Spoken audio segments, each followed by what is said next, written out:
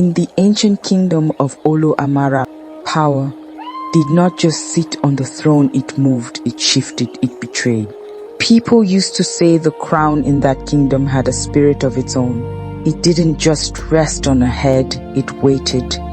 And when it moved, someone always paid the price. Now here's where it gets messy. King Ediyinka was not born to rule. Yes, you heard that right. He became king after his elder brother died suddenly.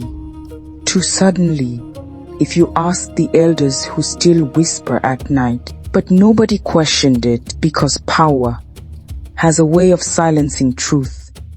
At first, Ediyinka ruled well. The markets were full. The guards were strong. The people had peace. But behind palace walls, something was shifting. Because the late king left behind a daughter, Princess Monaiki. And by tradition, that throne was never meant for Ediyinka. It was meant for her. But she was just a child when her father died. And in a kingdom where power moves fast, children don't get chances, they get replaced. Now here's the part people don't like. He saw her, and everything inside him went still. Not fear. Not yet. But something worse, recognition. Because standing in the middle of the market, holding nothing but a small basket, was a face he had buried years ago. And for a second, just 1 second, King Ediyinka forgot how to breathe. Say didn't bow. She didn't tremble. She didn't even look impressed. She just stood there watching him, like she knew something. And that alone, that was enough to shake a king. Because in Olu Amara, people don't look at the king like that and walk away alive. But she did. She turned and left. And that was the first mistake. Because now, he needed to know who she was. That night, the palace was too quiet. The kind of quiet that makes your thoughts louder than they should be. Ediyinka sat alone, staring at nothing. But his mind was loud. Too loud. Because no matter how hard he tried, he kept seeing her face. Not as she was now, but as a child. A little girl standing beside her father. Watching everything, learning everything. And suddenly, he stood up. Find her. That was all he said. But the way he said it, everyone understood. This wasn't curiosity. This was urgency. By morning, the entire kingdom was searching. Markets, villages, roads, everywhere. But say, gone? Like she knew they would come. Like she was always one step ahead. And that made it worse. Because now, it wasn't just suspicion. It was confirmation. 3 days later, she returned. On her own, straight to the palace gates. And this time, she didn't come quietly. I want to see the king. The guards laughed. At first, until she said one thing. Tell him Monaiki is back. And just like that, everything changed inside the palace. Silence fell like a heavy cloth because names like that, names from the past, they don't come back without bringing trouble. Ediyinka didn't speak for a long time. He just sat there, thinking, calculating, remembering. Then finally bring her in. She walked into the throne room like she belonged there. Not like a visitor, not like a stranger, but like someone returning home. And that made everyone, because confidence like that, it comes from truth or madness. And this didn't look like madness. They stood face to face. King And the girl who wasn't supposed to exist. You're brave, he said. She smiled slightly. No, I'm tired. That answer, unexpected and dangerous, because tired people, they don't fear consequences. Say it again, he demanded. Say the name you used. She looked straight at him. No fear, no hesitation. Monini. And suddenly the air changed, because now it was no longer a game. The room held its breath, even the guards, even the elders, because they all knew what that name meant. Power, truth, and a past that was never resolved. You think saying a name makes it yours, the king said, but his voice, it wasn't as steady as before, and she noticed, of course she did.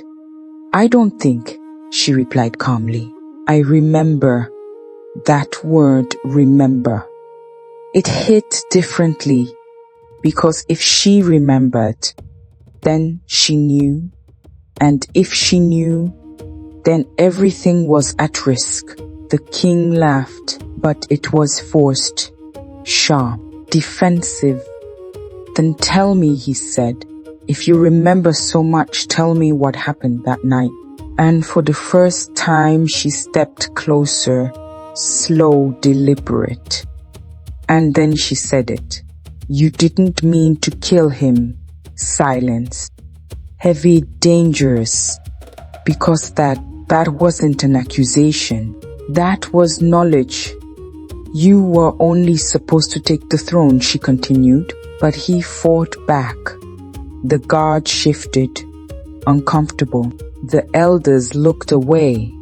Because now, truth was entering the room. And once truth enters, it doesn't leave quiet. The room didn't move. Not the guards, not the elders, not even the king, because something had shifted, and everyone felt it. King Adiyinka looked at the elders standing at the entrance. All of them, not one missing. That alone. That was power. You brought them? He asked quietly, but his voice carried something new now. Not authority, caution. Say didn't turn to look at them. She didn't need to. They came on their own, she said. That answer, it hit harder than anything else. Because it meant one thing. This was no longer her fight alone. The eldest among them stepped forward. Chief Olumide, a man who had advised kings before Adeyinka was even born. We have been silent for too long, he said, slow, measured, but heavy, and silence has cost this kingdom its truth. The king's jaw tightened, because now, this wasn't just a claim, it was a challenge. You accuse your king? Adeyinka asked. The king let out a slow breath. Then he laughed, but this time it wasn't forced. It was something else, something darker. You think this is a story, he said. You think you walk in here, say a few words, and take a throne. His voice rose. The room felt it. This kingdom was built on strength, he continued, not memories. And for a moment, it looked like he had control again, until Said did something unexpected. She raised her hand and showed it, a mark, small but unmistakable, the royal mark, burned into her skin as a child. A symbol only one bloodline carried. Gasps filled the room. Because that wasn't a story, that was proof. The king's smile disappeared completely.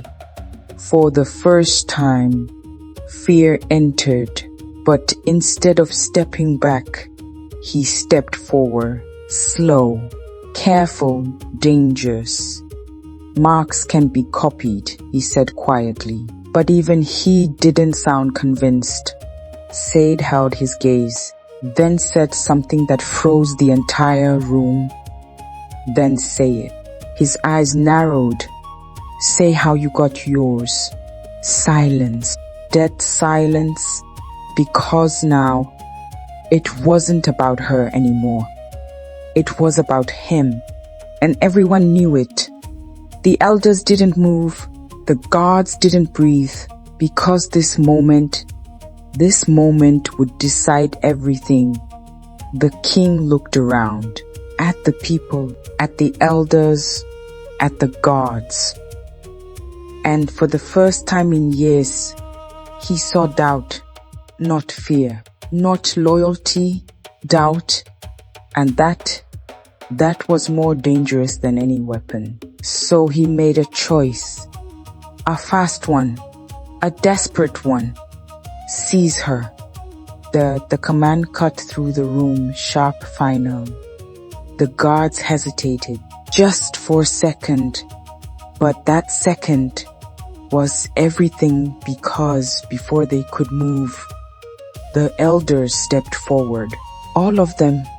You will not touch her, Olumide said. And just like that, lines were drawn, not in words but in position. The king's face hardened. So this is what it becomes. He asked. Yes, Olumide replied, it becomes truth. And in that moment, the throne stopped feeling stable, because now it wasn't one girl against the king. It was a kingdom choosing sides. Said looked around slowly, taking it all in. Then she spoke, one final time. I didn't come to fight you, she said. I came to remind this kingdom who it belongs to. And just like that, the room exploded into tension. Because outside, the people had started gathering, whispers spreading, voices rising. The story was no longer inside the palace. It was everywhere. And once the people start asking questions, power begins to crash gins. King Ediyinka turned toward the throne, then back at Said. And for the first time, he didn't look like a king. He looked like a man, running out of time. And this time, there was no silence to protect him. The noise outside kept growing. Not shouting, not chaos. Something worse. Voices, many voices asking questions. And inside the palace, that sound pressed against the walls like a warning. King Ediyinka stood still, listening. Because he knew that sound. It was the sound of control slipping. Slowly, painfully, publicly. He turned back to Said. And this time, there was no anger in his eyes. Only calculation. You think they will follow you? He asked quietly. Said didn't answer immediately. She looked past him, at the throne, at the crown resting on it. Then she said, they're not following me. A pause.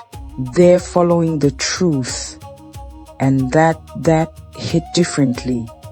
Because truth doesn't need permission. The king exhaled slowly. Then he did something no one expected. He stepped away from the throne. Just one step went just one step. But everyone saw it. And in that moment, the entire room shifted again. Because a king never steps back. Not unless he has no choice. But then he smiled. And this time, that smile was dangerous. You want truth? He said. Then let's give them truth. The elders stiffened because that tone carried something heavy, regret, and something darker, AD Inca walked forward, past Said, past the guards, until he stood in the center of the room. Then he spoke, not to her, not to the elders, but to the kingdom beyond the walls. I did not plan to kill him. Silence, absolute silence. Even the noise outside seemed to fade, because those words, they carried weight. I wanted the throne, he continued. Yes, I was tired of standing behind him, tired of watching him rule, tired of being nothing. His voice didn't shake, but something inside it cracked. So I made a choice, a pause.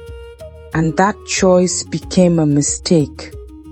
The elders closed their eyes, because now there was no going back. He fought me, Adinka said, and in that struggle, he stopped.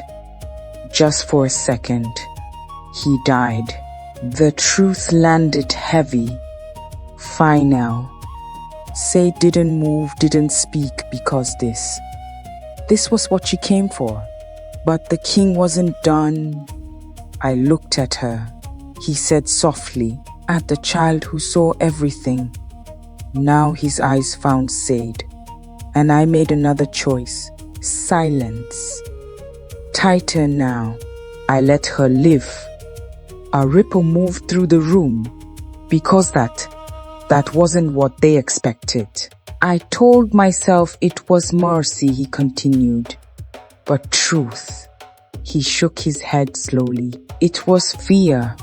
Now the air changed again, because fear, in a king that breaks something. I thought if she disappeared, the truth would disappear with her. A bitter smile, but truth, he said quietly, has a way of returning. And now all eyes turned to Said, the child who survived, the truth that came back, the rightful heir.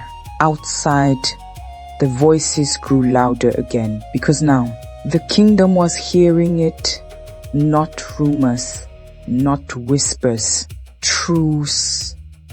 And truth spreads fast. The king looked at the throne, then at Said, and for the first time, there was no fight left in him. Take it, he said, just like that. No resistance, no argument, just surrender. The gods stepped back. The elders didn't speak, because moments like this, they don't need words. Said walked forward, slow, steady, every step echoing, until she stood before the throne. The crown sat there, waiting, just like it had years ago. She reached for it, paused, because this wasn't just power. This was everything that had been taken, everything that had been hidden, everything that had returned. Then she picked it up and placed it on her head. No ceremony, no announcement, just truth, taking its place. Outside, the voices changed. Not confusion, not fear, acceptance. Because deep down, they knew this was how it was always supposed to be. Said turned, now queen, not because she fought for it, but because she survived long enough for truth to speak. And behind her, King Adinka stood alone. No throne, no crown, just a man finally facing what he had done. And for the first time in years, he looked free, because power can hide truth, but it can never erase it. And in the end, the throne did not go to the strongest. It went to the one who survived the truth.